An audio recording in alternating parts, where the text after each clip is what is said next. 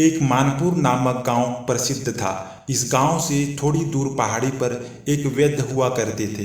इनके पास दूर दूर से लोग आते थे। यह गांव तब ज़्यादा प्रसिद्ध हुआ जब एक साधारण सा दिखने वाला अनजान गधा दूर से आने वाले ज़रूरतमंद लोगों को अपने पीठ पर बिठाकर पहाड़ी के ऊपर वैद्य के कुटिया तक पहुंचाता था। गधा की इस मदद को गांव और गांव से बाहर के सभी लोग देख व सुनकर आश्चर्य थे।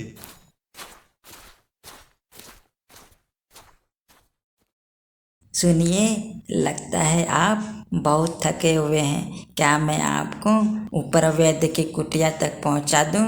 हाँ, तुम मुझे वैद्य की कुटिया तक पहुंचा दो। मैं काफी थक चुका हूँ।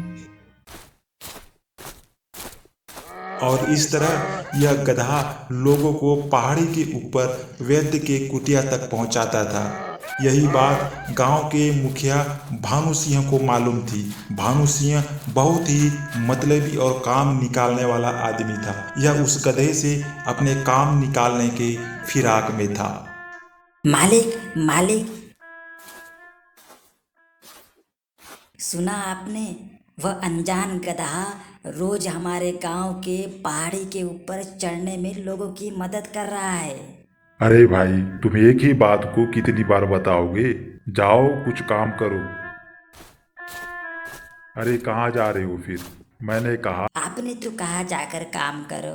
मैंने कहा काम करो मतलब पैर दबाओ। और हाँ, मेरे पैर दबाना, अपना नहीं। ठीक है मालिक।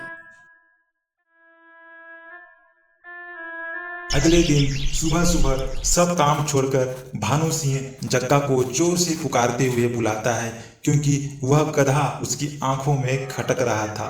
अरे जग्गा, अरे वो जग्गा, जग्गा, तुम जाओ और वह गधा को बताओ कि गांव के मुखिया तुम्हें अपने घर पर रखना चाहते हैं। जाओ। इस तरह जग्गा अपने मालिक का आदेश मानकर जंगल में उस गधा के पास जाता है और कहता है, अरे गधा, मेरे मालिक भानु सिंह गांव के मुखिया हैं। वह तुमसे बहुत प्रसन्न हैं और वह तुम्हें अपने घर पर रखना चाहते हैं। इसीलिए तुम अभी मेरे साथ चलो। देखो भाई, मैं जानवर गधा जरूर हूँ, लेकिन इतना भी गधा नहीं हूँ कि तुम इंसानों की चाल को भी न जान सको।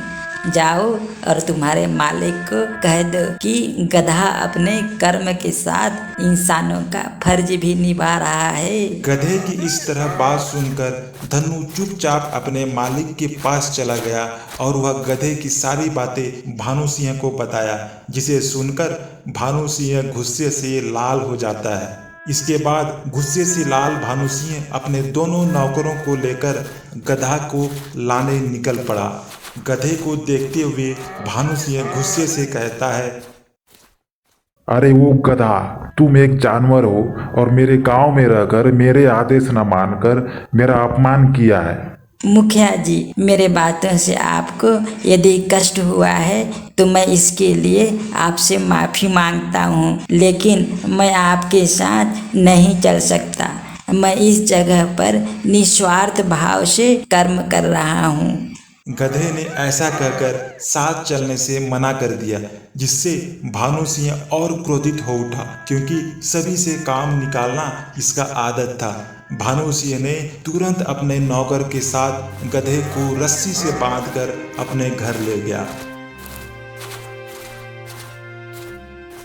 और इस तरह भानु सिंह गधे को घर लाकर अपने घर और खेतों के कामकाज में लगा दिया, क्योंकि गधे में गजब की ताकत थी। और इस तरह गधे को घर पर कार्य करते हुए कुछ दिन बीत गया।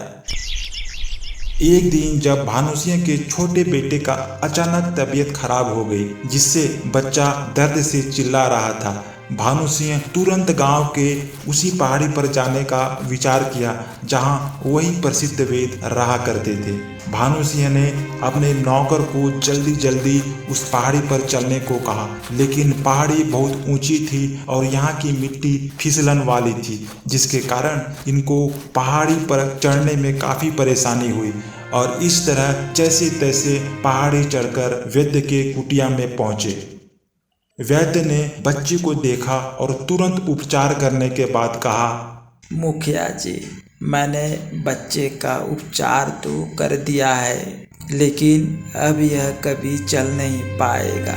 लेकिन वैद्य जी, ऐसा कैसे हो गया?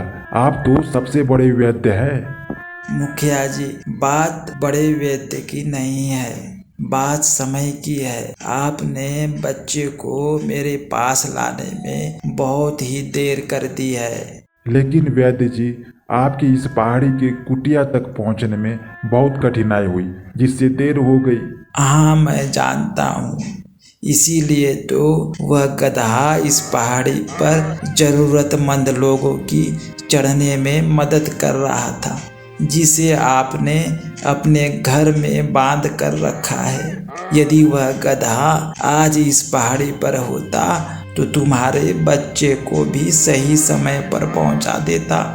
वैद्य की इस बात को सुनकर भानु सिंह को याद आता है कि आज इसने गधे को खेतों के कार्य में लगाया है। अब भानु सिंह को पछतावा होता है। वह सोचता है, आज अगर गधा इसी पहाड़ी पर होता तो उसका बेटा भी ठीक होता।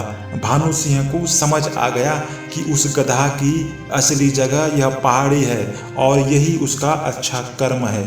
भानु सिंह जल्दी से अपने घर जाता है और अपने नौकर को कहकर उस गधा को उसकी पहाड़ी पर छोड़ देता है और माफी भी मांगता है। मैं गांव का मुखिया भानु सिंह तुम्हारे कर्म के सामने झुकता हूँ और मैं माफी मांगता हूँ। मैं और मेरा गांव हमेशा तुम्हारे साथ है। मुखिया जी, आज आपने पश्चाताप करके अच्छे कर्म की शुरुआत कर दी। आप इसे गांव के और लोगों के कल्याण के लिए करते रहें। ऐसा कहकर गधा फिर से अपने पहाड़ी पर चला गया ताकि जरूरतमंद लोगों को समय पर मदद कर सके।